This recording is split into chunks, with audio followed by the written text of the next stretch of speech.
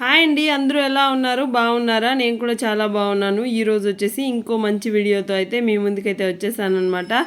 అదేంటంటే మీ దగ్గర మనీ ఉంది, మీరు ఆ మనీని ఏం చేస్తే బెటరో నేనైతే ఇప్పుడు క్లారిటీగా ఎక్స్ప్లెయిన్ చేయబోతున్నాను.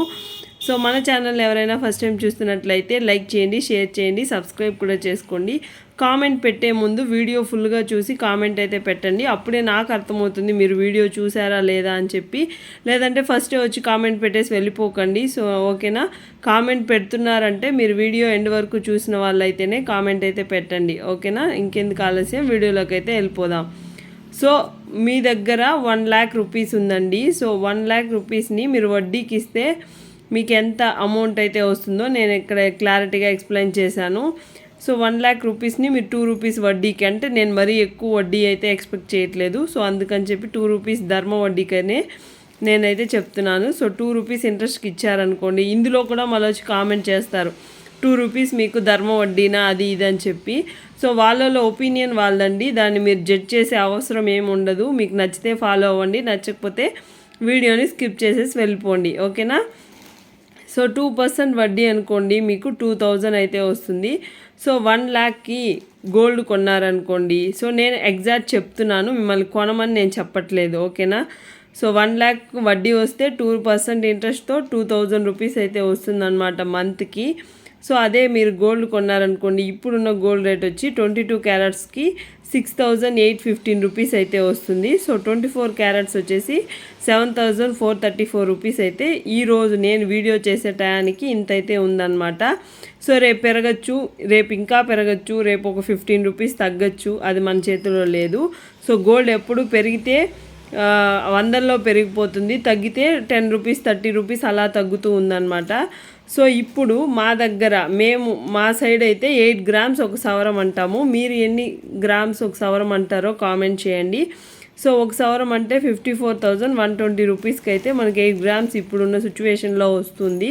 సో 10 గ్రామ్స్ అనుకోండి, మేము మా సైడ్ 10 గ్రామ్స్ అంటారా. సో 10 గ్రామ్స్ అయితే 68,000 రూపీస్కి అయితే మీకు వస్తుంది పర్ చేంజ్కి. సో ఇంత చేంజ్కి అయితే మీకు 10 గ్రామ్స్ బంగారు అయితే మీకు వస్తుందన్నమాట. సో మాకు 22 క్యారెట్స్ వద్దండి, 24 క్యారెట్స్ కొనుక్కుంటాము అంటే 24 క్యారెట్స్కి 8 గ్రామ్స్కి వచ్చి 59,472 రూపీస్ అయితే వస్తుంది. 10 గ్రామ్స్ అనుకోండి 74,340 రూపీస్ అయితే వస్తుందన్నమాట. లేదు నేను 100 గ్రామ్స్ కొనే కెపాసిటీ నా దగ్గర ఉంది అంటే 7,43,400 రూపీస్కి అయితే మీకు 100 గ్రామ్స్ అయితే వస్తుంది. ప్లస్ జిఎస్టీ, మేకింగ్ ఛార్జెస్ అవన్నీ ఉంటాయి కాబట్టి. సో నేను అంటే ఒక ఎగ్జాక్ట్గా ఫిగర్ చెప్పకుండా నేనైతే ఇలా రాశాను అనమాట. 10 గ్రామ్స్ ఎంత ఉంది, 100 గ్రామ్స్ ఎంత ఉంది అని చెప్పి నేనైతే ఇక్కడ మీకు రాసి చెప్తున్నాను. సో ఓకేనా, అర్థమైందని అనుకుంటున్నాను. సో ఇప్పుడు వడ్డీకి ఇచ్చాం కదా 1,00,000, 2 రూపీస్ ఇంట్రెస్ట్ కనుక్కుంటే మీకు 12 మంత్స్కి 2,000 లెక్కన 24,000 అయితే మీకు అమౌంట్ అయితే వస్తుందన్నమాట. సో మీరు 24,000ని మాకు చాలండి 24,000 అనుకుంటే, మీరు వడ్డీ ఇచ్చినా తిరిగి ఇచ్చే ఫ్రెండ్స్ మీ దగ్గర ఉన్నారు అనుకుంటే, వడ్డీ ఇచ్చినా మిమ్మల్ని తిట్టుకోకుండా మంత్లీ మీకైతే ఇంట్రెస్ట్ ఇస్తారు అని మీకు నమ్మకం ఉంటే మీరైతే ఆరాంగా వెళ్ళిపోవచ్చు, వడ్డీకి ఇచ్చుకోవచ్చు అనమాట. సో వడ్డీకి ఇచ్చే ముందు ఈ వీడియో కూడా చూడండి, మీకు ఇంకా యూజ్ అవుతుంది. సో ఓకేనా? సో 1,00,000 ఉన్నప్పుడు మీరు 14 గ్రామ్స్ గోల్డ్ కాయిన్ కొనుక్కున్నా, జ్యువెలరీ కొనుక్కున్నా మీకు ఎక్స్ట్రా ఛార్జెస్ అయితే ఎలా పడతాయి అంటే 6,815 రూపీస్ అనుకోండి మీకు గ్రాము. 14 గ్రామ్స్ కొన్నారు 95,410 రూపీస్ అయితే 14 గ్రామ్స్కి వస్తుంది. Plus GST, VAT, making charges మొత్తం కలిపి మీకైతే 1,00,000 చేంజ్ అయితే వచ్చేస్తుంది అనమాట. సో లేదు మాకు అంత అవసరం లేదండి, బిస్కెట్సే కాయిన్స్ కొనుక్కుంటాము అంటే 14 గ్రామ్స్కి కొనుక్కోండి. ప్లస్ జిఎస్టీ 1,00,000 అంటే ప్లస్ జిఎస్టీ వస్తుంది కాబట్టి 1,00,000లోనే మీరు కొనేసుకోవచ్చు. సో కొనుక్కోండి, 22 క్యారెట్స్ అయినా 24 క్యారెట్స్ అయినా మీ ఇష్టం అనమాట. సో 1,00,000 గానే ఉంటుంది కదా ఇంట్రెస్ట్ ఇస్తే. సో జ్యువెలరీ కొన్నామనుకోండి, బిస్కెట్ కాయిన్ కొంటేనే మనకు లాభం అనమాట. సో ఆ 1,00,000 గానే ఉంటుంది, ఏం పెరగదనమాట. సో మీరు 1 ఇయర్ తర్వాత వాళ్ళ అమౌంట్ ఇచ్చినా 1,00,000 గానే ఇస్తారు కాబట్టి.